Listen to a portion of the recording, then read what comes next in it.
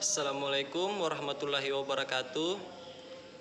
Sebelumnya, perkenalkan, nama saya Ahmad Maulana, NPM 1940101049.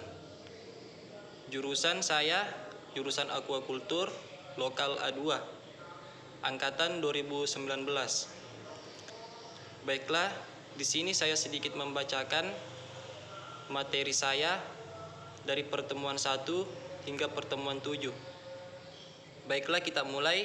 Pada pertemuan pertama, ada pengertian dan ruang lingkup mikrobiologi. Pengertian mikrobiologi, berbagai macam pengertian mikrobiologi yang berkembang dewasa ini menunjukkan bahwa perkembangan pengetahuan tentang mikrobiologi terus berkembang ketika mikrobiologi menjadi bagian terpenting di era modern saat ini.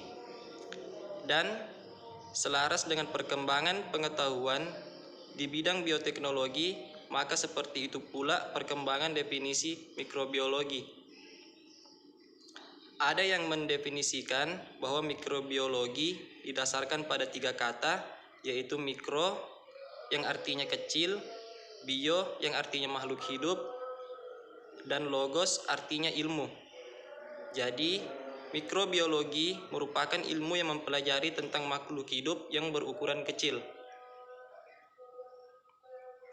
Ruang lingkup mikrobiologi, bakteriologi adalah ilmu yang mempelajari tentang bakteri dan segala aspek yang menyertainya, misalkan pertumbuhan bakteri, keanekaragaman sel bakteri, serta perannya di dalam kehidupan. Mikologi adalah ilmu yang mempelajari tentang protista, eukariotik, dan non-fotosintetik yang disebut dengan fungi. Fungi atau jamur adalah mikroorganisme yang memanfaatkan bahan atau senyawa organik sebagai nutrisinya.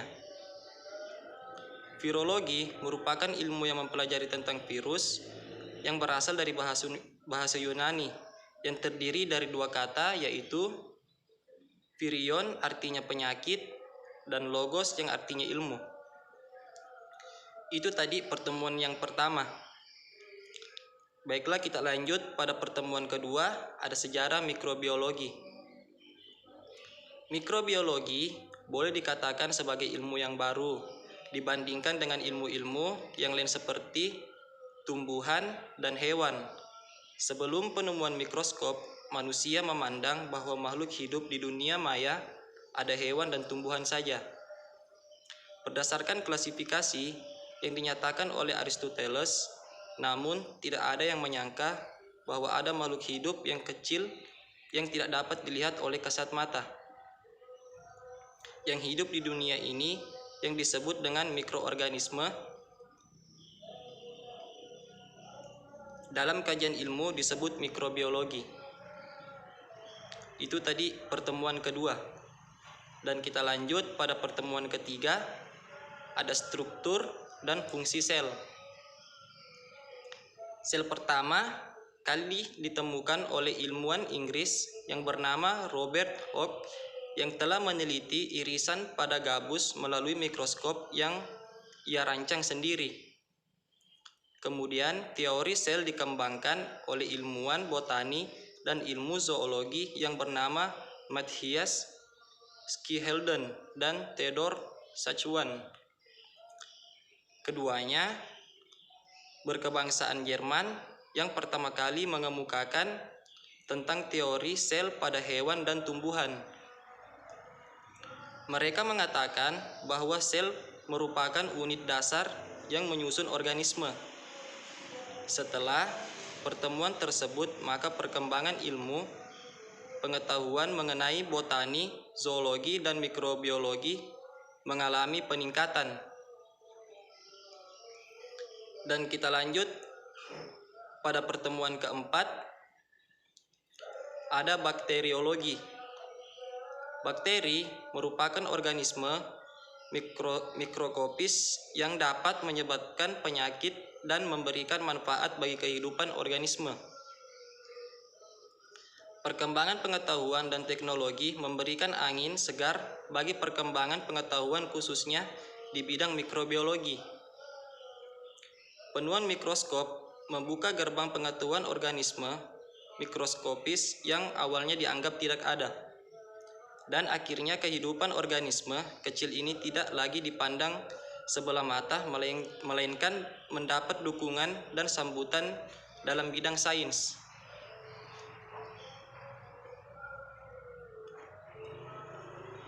Mikroorganisme ternyata memiliki populasi terbesar di dunia, beragam dan terdapat di hampir semua tempat yang ada di kehidupan, baik di tempat kering, lembab, panas, dingin maupun di perairan dan daratan, termasuk di dalam tubuh organisme.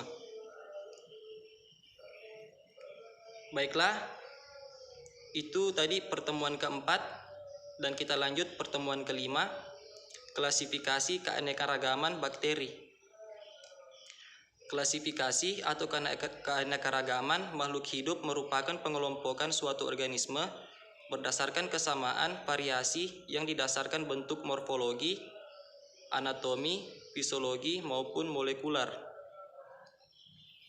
Dalam istilah pengetahuan sains, klasifikasi sering diartikan sebagai taksonomi, yakni taksonomi adalah konsep penentuan dari pengaplikasian makhluk hidup, namun ada juga yang menyebutkan bahwa taksonomi merupakan ilmu yang mempelajari teori klasifikasi yang mencakup dasar, prinsip, dan aturan dalam klasifikasi.